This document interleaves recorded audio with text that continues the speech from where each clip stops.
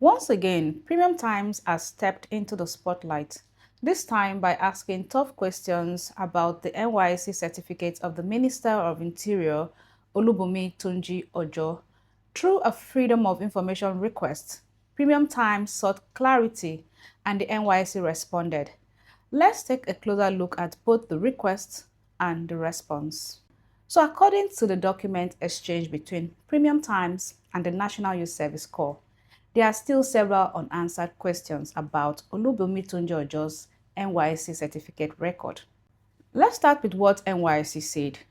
They claim that Mr. Tunji Ojo was first mobilized for service in 2006 and deployed to the FCT, but later absconded. Then 13 years later, in 2019, he resurfaced, went through remobilization and completed service under the Federal Capital Territory Administration. According to their own statement, his certificate was not printed at the time of passing out because it was omitted in the certificate printing application, and a new certificate was eventually issued on February 28, 2023. Now let's look at where the lapses are. Missing certificate.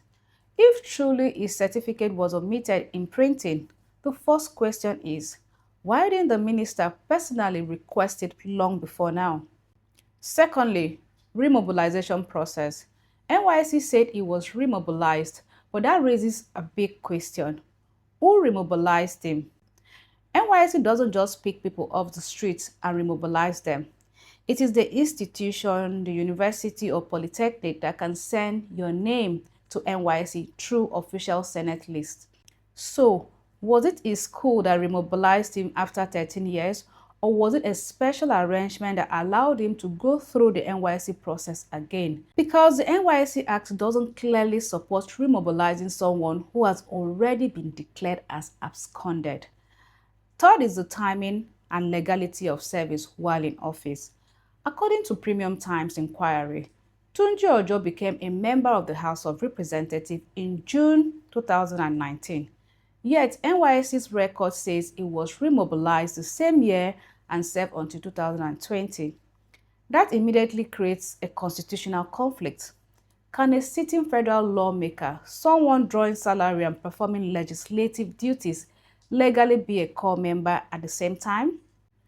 And so the delayed certificate production, even if we have to accept that service was completed in 2020, why was the certificate signed and issued only in 2023, more than 2 years later? Who authorized its remobilization 13 years after absconding?